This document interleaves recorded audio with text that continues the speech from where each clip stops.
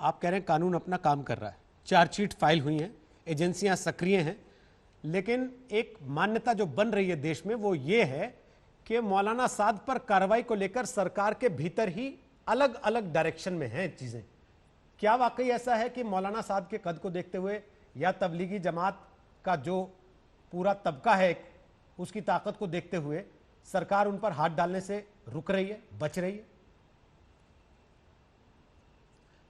देखिए, ये सरकार जो है इकबाल की सरकार है, ईमान की सरकार है और इंसाफ की सरकार है। पहली बात, एक बात समझ लीजिए, डायरेक्शन यहाँ पर एक ही है और वो डायरेक्शन जो है वो प्रधानमंत्री नरेंद्र मोदी जी देते हैं और उस मंत्रिमंडल के साथ बैठ करके तय करके देते हैं। इसलिए जो है वो पिछली बातों को आप भूल जाइए। आज जो है अगर प्रधानमंत्री पद की गरिमा है, आज जो है वो एक सरकार का जो है इकबाल है, तो वो जो है वो पिछले जो सरकारों में कि अलग अलग डायरेक्शन चलते थे, या यहाँ पे वो कोई डायरेक्शन नहीं चलता है। यहाँ पर एक ही डायरेक्शन चलता है, गांव, गरीब, किसान, कमजोर तबकों की रक्षा और सुरक्षा। देश के हित में जो भी फैसले हैं उस फैसले को मुस्तैदी के साथ, मजबूती के साथ लागू करना है। यही एक डायरेक्शन है। लेकिन जब आप ये कहते हैं हमारा मकसद कुल मिलाकर गांव, गरीब, जरूरतमंद, बेरोजगार, मेहनतकश ये सब लोग हैं, तो फिर आपके हर फैसले में आप 3 तलाक की बात करते हैं, हिंदू मुसलमान हो जाता है। आप 370 की बात करते हैं, हिंदू मुसलमान हो जाता है। आप मंदिर बनाने की बात करते हैं, हिंदू मुसलमान हो जाता है। आप नागरिकता कानून लाने की बात करते हैं, हिंदू मुसलमान हो जाता है। आप नागरिकता रजिस्टर बनाने की बात करते हैं, हिंदू मुसलमान हो जाता है। और तो और कोरोना से लड़ाई लड़ने के लिए खड़े होते हैं, तब भी हिंदू मुसलमान हो जाता है। क्यों? देखिए, हम एक बात आपको जो हमने शुरू में कहा कि 370 अगर हटता है तो क्या वहाँ पर जो है वो सिर्फ मुसलमान रहते हैं क्या? जम्मू कश्मीर में वहाँ हिंदू भी रहते हैं, वहाँ बौद्ध भी रहते हैं, वहाँ और भी समाज के लोग रहते हैं। क्या अगर नागरिकता कानून हुआ तो नागरिकता कानून से यहाँ हिंदुस्तान के किसी मुसलमान की नागरिकता जा रही थी क्या? या 3 तलाक ख़त्म किया गया, 3 तलाक की जो कुप्रथा है उसको ख़त्म किया गया, तो उससे किसी को क्या आपत्ति या क्या नुकसान हो सकता है? इसलिए मुझे लग रहा है कि क्योंकि इस पर किसी के पास तर्क नहीं है और इसीलिए जो है वो कहा जा सकता है कि तर्कों की कंगाली लोगों को कुतर्कों का मवाली बना चुकी है।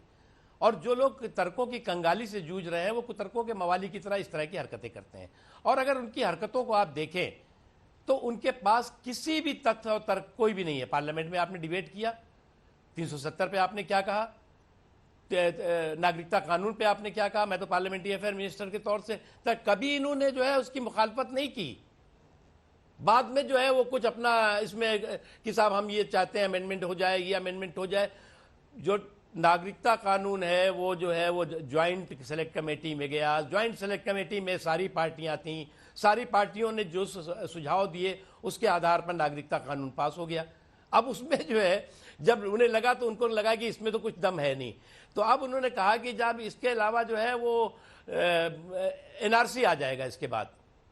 अरे भैया, जब आ जाएगा तब उसके बाद चर्चा करना। अभी तुमने जो है जिसकी कोई चर्चा नहीं हुई है, ना पार्लियामेंट में हुई है, उस पर आप जो है कहते हो जो आ जाएगा वो तुमको खा जाएगा।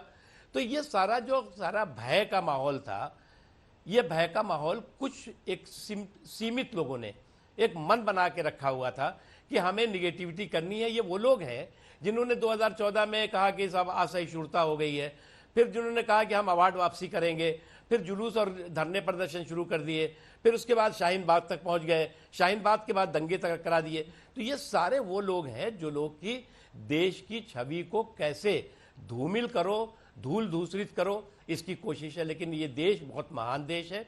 इस देश के जो 135 करोड़ लोग हैं, उनका जो संस्कार है, जो उनकी संस्कृति है, जो उनका संकल्प है, वो सहिष्णुता का है।